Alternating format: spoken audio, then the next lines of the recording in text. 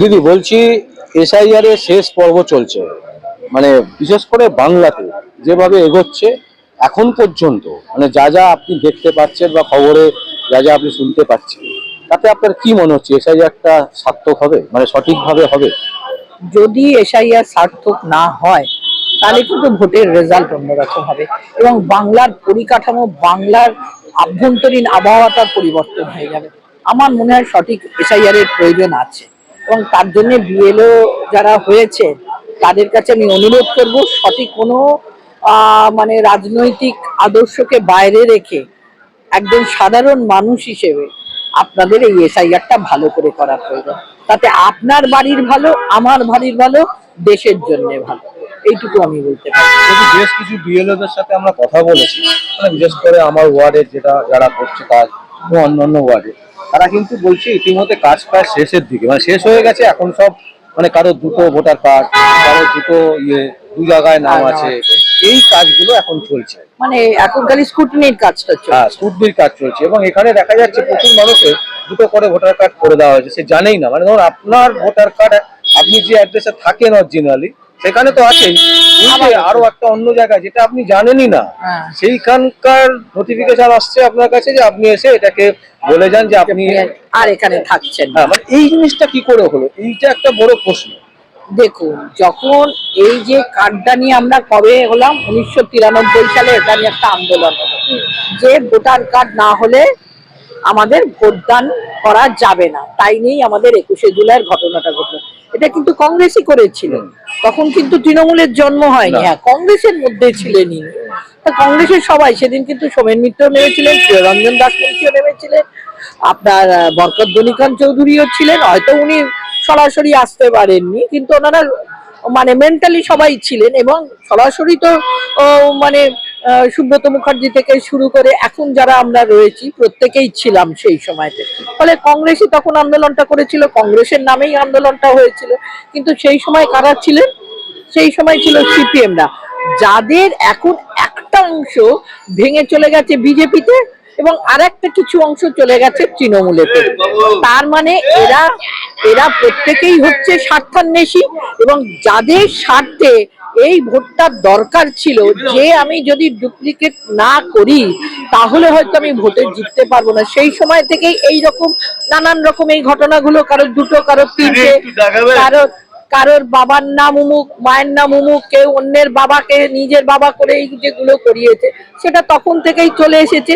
আর আমি তো বারবার একটাই কথা বলি যে জ্যোতিবাবুর সুযোগ্যার শিষ্যা হচ্ছেন মমতা ব্যানার্জি এবং চুরিবিদ্যাটা উনি ভীষণভাবে শিখেছেন এবং তার লোকেদেরকেও শিখিয়েছেন, যার ফলেই আজকে এই চুরিগুলো হয়েছে।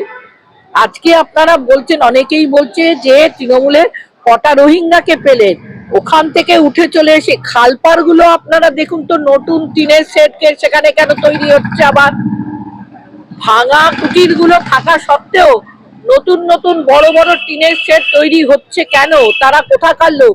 আদৌ কি তারা পশ্চিমবাংলার লোক এসে খালপাড়ে বসবাস করছে? আমার মনে হচ্ছে না। প্রত্যেকেই উদ্বাস্তু এবং এই উদ্বাস্তুগুলো কোত্থেকে আসছে সেগুলোকে একবার সরকারকে বলুন। একবার যখন সাধন পান্ডে সেচ দপ্তরে ছিলেন তখন গোটা খালপাড় উনি পরিষ্কার করিয়েছিলেন, তারপরে এত খালপাড়ে এতজন বসলো কি করে? এই উদ্বাস্তুগুলো এলো কি করে? এদের ভোট কোথায় রয়েছে? এদের আধার কার্ড কোত্থেকে পেলো? আমরা দেখতে পাচ্ছি যেগুলো একদম বর্ডার এরিয়ায় প্রত্যেকের কাছেই আধার কার্ড, ভোটার কার্ড, যারা বাইরের ভোটার তাদের কাছ থেকে চলে আসছে। এই চুরি বিদ্যেগুলো কেন? এইগুলো বন্ধ করার জন্যই সত্যিকারের এসআইআর এর প্রয়োজন আছে।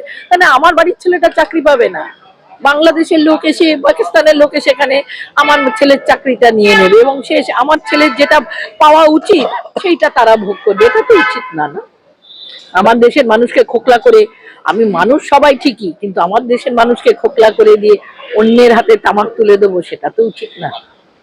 অনেক শিক্ষাবিদরা বলছেন যে সাধারণ মানুষ শুধু মানে যারা টিভিতে গিয়ে ইন্টারভিউ দিচ্ছে, যারা বিভিন্ন চ্যানেলে ইন্টারভিউ দিচ্ছে, তারা মাঠে ঘাটে পৌঁছচ্ছে না। মানে ধরুন মাঠে ঘাটে বিএলওরা কি করছে, কেমন ভাবে কাজটা করছে, তাদের কোনো অসুবিধা হচ্ছে কিনা, বা তাদের কোন জায়গায় অসুবিধা হচ্ছে যেটা নির্বাচন কমিশনের কাছে গিয়ে পৌঁছানো যাবে, এই ধরনের কাজগুলো কিন্তু বাংলাতে হচ্ছে না। মানে এটা নিয়ে আপনি কি মনে করছেন? দেখুন, বিএলও যে সময় ঘুরে, হয়তো যারা টিভিতে বক্তব্য রাখতে যাচ্ছে বা করছে তারাও তো একটা মানুষ, তাদেরও সংসার আছে, তাদেরও পেট চালানোর দরকার পড়ছে। শুধু টিভিতে বক্তৃতা দিলে তো আমার পেটটা ভরবে না। আমি যে আজকে দুপুরবেলা বিএলওদের সঙ্গে ঘুরবো, আমার কথা তুলেই বলছি, আমি যদি আজকে কোর্ট ছেড়ে যাই, আমার কোর্টের জন্য কি হবে? যারা লিটিগেন্ট আসে, আমি যদি আজকে 10 দিন কোর্টটা বন্ধ করি, ওই লিটিগেন্টদের অসুবিধে হবে, আমার নিজের অসুবিধে হবে, যার ফলেতে সবাই গিয়ে পৌঁছতে পারছেন। কিন্তু বিএলও তাদের হাতে যখন ক্ষমতাটা, সর্বৈব ক্ষমতা দিয়েছে, তাদের উচিত সেই ক্ষমতাটা প্রয়োগ করা। পাশে ঝান্ডা নিয়ে যে যাবে তাকে বলা উচিত, ভাই ঝান্ডা নিয়ে এলে আমি এখানেই দাঁড়িয়ে থাকবো, আমি এক পাও এগোবো না। সেই কথাটা তাদের বলছে না কেন? এবং তাদের যে অসুবিধাটা, তারা কেন সরাসরি গিয়ে, যেখানে আমরা দেখতে পাচ্ছি নীল সাদা ম্যারাক বেঁধে আমরা বিএলও হয়ে আমরা সেখানে আন্দোলন করতে পারছি, অথচ আমার অসুবিধাটা কি হচ্ছে, কেন একটা লোক আমাকে ডিকটেট করবে, সেই কথাটা গিয়ে কেন আমি ইলেকশন কমিশনকে জানাতে পারছি না? এখানে বিএলওদের তো বদমাইশি হচ্ছে, তা না? বা এটা দলদাসগিরি করছে বিএলও সেজে, মানে দলের হয়ে কাজ করছে, এটাও তো একটা রকম কথা না? তাহলে আমরা কিছু বিএলওদেরকে দেখলাম যারা সাক্ষাৎকার দিয়ে তারা বিএলওই নয়, অথচ এসে বলছে আমি বিএলও। তাহলে এই যে জিনিসগুলো, আমরা বিএলও তো যে ফর্মটা পাচ্ছি সেখানে তো নাম্বার রয়েছে, তার নাম্বারে গিয়ে নাম্বারে ফোন করে দেখছি সেটা অন্যজনের নাম্বার, কিন্তু যে আসছে সে আবার অন্যজন। আমারই বেলগেছিয়াতে হয়েছে। আমি যখন বললাম ভাই এটা যদি আপনি না হন, আপনার নাম্বারটা, আপনি বিএলও নন, আপনার নাম্বারটা আছে, অথচ যে বিএলও এসছে আপনি সেইটা নন, তাহলে আমি কিন্তু এটা গিয়ে রিপোর্ট করবো। পরের দিনই দেখলাম না, সঠিক কাজটা হলো।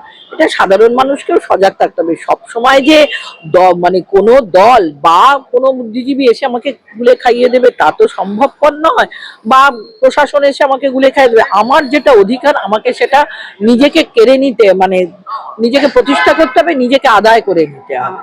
এইটাই হচ্ছে কথা। আর বলছি ডায়মন্ড হারবার এলাকাতে মানে কেউ মারা যায়নি এই দীর্ঘ বছরে, এটা মানে কি ধরনের? মানে ডায়মন্ড হারবারে তো দেখলেন তো, যে ভোটে জিতেছে সেটাই একটা অতি আশ্চর্যজনক ভোটে জেতা।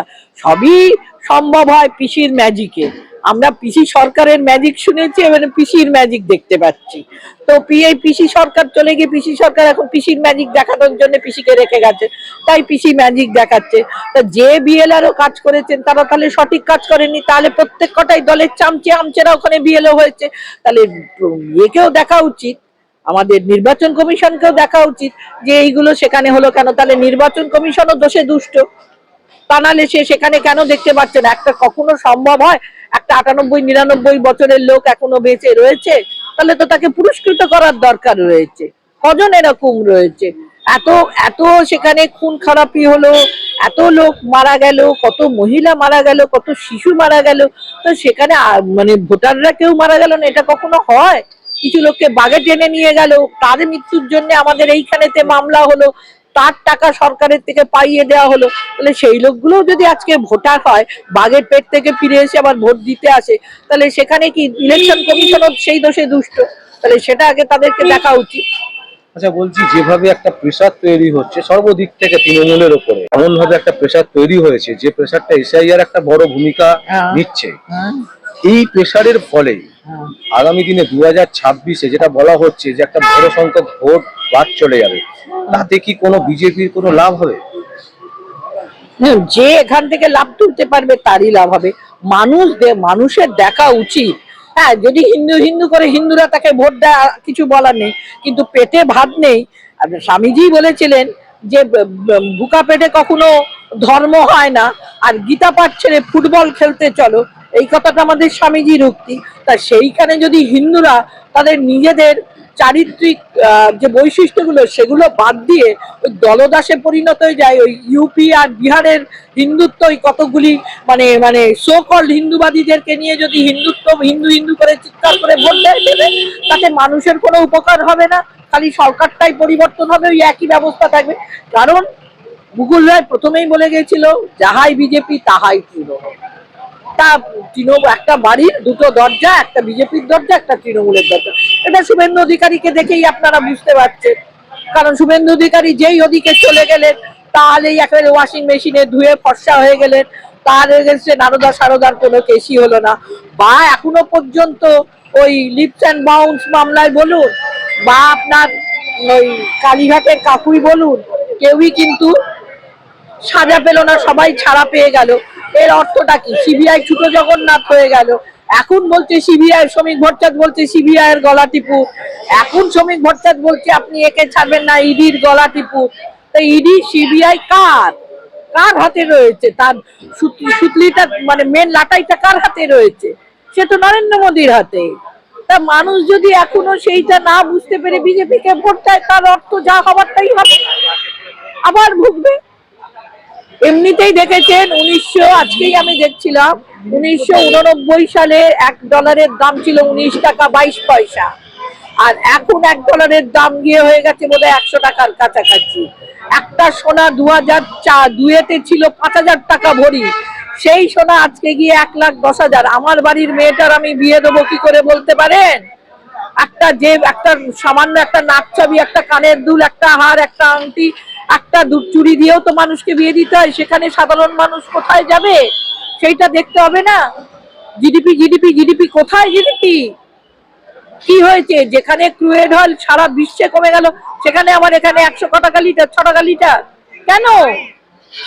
চাকরি কই? কই 2 কোটি চাকরি ছেড়ে 2 লক্ষ চাকরি দিয়েছে বছরে? নেই। কত কি বলেছিল, কি কালাধন ফিরে আসবে, আসেনি, উল্টে ঘরের টাকা বাইরে চলে গেছে। এই যে মেহুল চোকসিরা বাইরে বেরিয়ে বেরিয়ে ঘুরে বেড়াচ্ছে, নীরব মোদী বাইরে বেরিয়ে ঘুরে বেড়াচ্ছে, কই তাদেরকে ফিরিয়ে আনার জন্য? সামান্য দেখুন কদিন আগে ইন্ডিগোকে নিয়ে যেটা চলছে, এটাও তো একটা মানে কি বলবো, এটা একটা আই ওয়াশ চলছে, কারণ এটা কিচ্ছু হয়নি। এও টাকার ভীষণ রিসাফলের কিছু একটা ব্যাপার ঘোটালা চলছে, যাই আজকাল ইন্ডিগো এই অবস্থা দেখাচ্ছে। একটা বিমান পরিবহন সংস্থা যে দেশের অসামরিক বিমান সংস্থাকে মানছেই না, তা তার প্রতি কি ব্যবস্থা নিলেন? এতে কি হবে দেশের উন্নতি? ওই মন্দির মসজিদ করে ভিখিরি হয়ে ওই শিল্পটা বাড়বে, ওই চপ শিল্প, ঢপ শিল্পর পর ভিখারি শিল্প। মন্দির হবে, মসজিদ হবে, আল্লাহর নামে দে দে বাবা, আর রামের নামে দে দে বাবা, এই হয়ে যাবে। শিক্ষার মানও থাকবে না, সংস্কৃতি তো ভুলেই যান। আমরা মেয়েরা কোথায় যাব জানি না। ভীষণ ভাবে ওই রাম যেমন সীতাকে পুড়িয়ে মারতে চেয়েছিল, আমাদেরও হয়তো কেউ কেউ পুড়িয়ে মারতে চাইবে, এই হবে, আর কি হবে।